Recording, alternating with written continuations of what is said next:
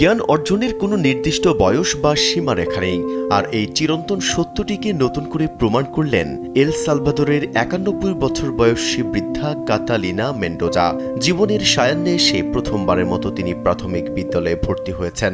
শুধু তাই নয়, রোজ তিনি স্কুলে যান তারই ৭১ বছর বয়সী মেয়ে তেরেসা তোবারের সঙ্গে। মামের এই অভূতপূর্ব স্কুল যাত্রা এখন বিশ্বজুড়ে অনুপ্রেরণার প্রতীক হয়ে দাঁড়িয়েছে।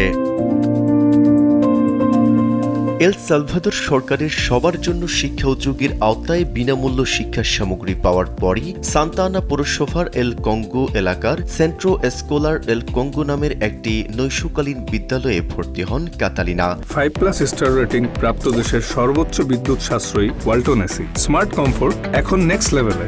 জীবনে প্রথমবারের মতো শ্রেণীকক্ষে পা রাখার অনুভূতি জানাতে গিয়ে ৯১ বছর বয়সী এই বৃদ্ধা বলেন, আমি ভীষণ আনন্দিত, আমি খুব খুশি, কারণ এর আগে আমি কখনোই কোনো শ্রেণীকক্ষের ভেতরটা দেখিনি।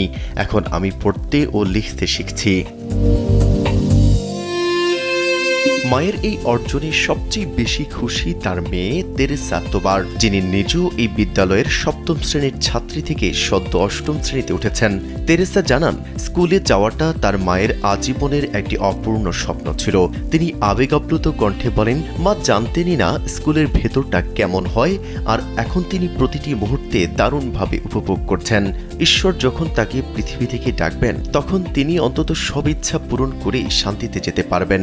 স্বপ্ন পূরণের জন্য যে কখনো দেরি হয়ে যায় না, সেটি বোঝাতেই আমি মাকে উৎসাহ দিয়েছি। এল সালভাদোর সরকারের এই জাতীয় উদ্যোগের ফলে কাতালিনা ও তেরেসার মতো দেশের প্রায় ১২ লাখ শিক্ষার্থী বিনামূল্যে খাতা, পেন্সিল, স্কুল ব্যাগ সহ প্রয়োজনীয় সামগ্রী পেয়েছেন।